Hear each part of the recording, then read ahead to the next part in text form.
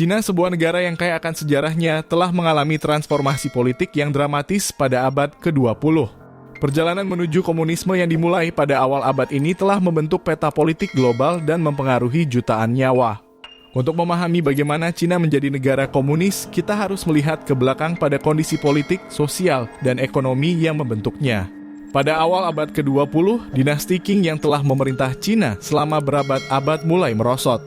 Peperangan, pemberontakan, dan tekanan asing dari kekuatan Eropa dan Jepang telah melemahkan pemerintahan Qing. Revolusi Xinhai pada tahun 1911 mengakhiri kekuasaan kekaisaran dan menggantikannya dengan Republik Tiongkok, sebuah negara baru dengan ambisi modernisasi. Meskipun Republik Tiongkok berusaha untuk memodernisasi dan membangun institusi demokratis, negara itu terus dilanda perang saudara, pemberontakan regional, dan ketidakstabilan politik. Pada saat yang sama, para pemimpin intelektual dan politik Tiongkok terbagi dalam pandangan mereka tentang arah masa depan negara. Pada tahun 1921, Partai Komunis Tiongkok atau PKT didirikan di bawah pengaruh Marxisme dan Leninisme. Periode antara 1920-an dan 1940-an ditandai oleh perang saudara yang berkepanjangan antara faksi-faksi politik yang berbeda di Tiongkok. PKT di bawah kepemimpinan Mao Zedong memainkan peran penting dalam perlawanan terhadap pemerintah nasionalis Kuomintang atau KMT. Selama Long March pada tahun 1934 hingga 1935, pasukan PKT melarikan diri dari serangan KMT menuju basis baru di daerah pedalaman Tiongkok. Selama Perang Dunia II, Tiongkok menjadi salah satu teater utama konflik Asia Pasifik. Meskipun terbagi oleh perang saudara, baik PKT maupun KMT bersatu melawan invasi Jepang yang brutal. Kontribusi besar Tiongkok dalam perang ini membawa pengakuan internasional, tetapi juga meningkatkan ketegangan antara PKT dan KMT. Setelah berakhirnya Perang Dunia II, perang saudara antara PKT dan KMT kembali memanas. Meskipun KMT menerima dukungan dari Amerika Serikat, PKT berhasil memenangkan banyak hati dan pikiran rakyat Tiongkok melalui kampanye sosial dan politiknya yang terorganisir dengan baik. Pada tahun 1949, pasukan PKT akhirnya menang dan mendirikan Republik Rakyat Tiongkok atau RRT di bawah kepemimpinan Mao Zedong.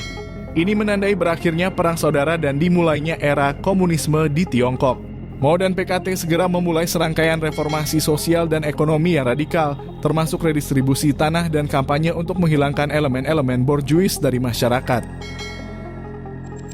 Selama era Mao, Tiongkok mengalami periode revolusi budaya yang menekankan pada penghapusan elemen-elemen kapitalis dan tradisional dari masyarakat. Pada saat yang sama, kebijakan-kebijakan ekonomi yang radikal, seperti kampanye besar untuk maju dengan langkah-langkah besar, menghasilkan dampak ekonomi yang signifikan, tetapi juga mengakibatkan kelaparan massal dan kerugian manusia yang besar. Setelah kematian Mao pada tahun 1976, Tiongkok mengalami periode reformasi ekonomi yang dipimpin oleh Deng Xiaoping. Deng memperkenalkan kebijakan pembukaan dan reformasi yang bertujuan untuk membuka pasar Tiongkok kepada investasi asing dan mengembangkan sektor swasta. Langkah-langkah ini membawa pertumbuhan ekonomi yang spektakuler dan mengangkat jutaan orang keluar dari kemiskinan. Sejak awal reformasi ekonomi, Tiongkok telah menjadi kekuatan ekonomi dan politik global yang signifikan. Meskipun tetap di bawah kendali Partai Komunis, negara itu telah melihat perubahan dramatis dalam hal pembangunan infrastruktur, inovasi teknologi, dan integrasi dengan ekonomi global. Namun kendati terbuka secara ekonomi, sistem politik Tiongkok tetap otoriter dengan pembatasan yang ketat terhadap kebebasan politik dan kebebasan berbicara. Perjalanan Cina menuju komunisme adalah kisah yang kompleks dan penuh dengan tantangan. Dari awal revolusi hingga pembangunan ekonomi kontemporer, negara itu telah melewati transformasi yang luar biasa.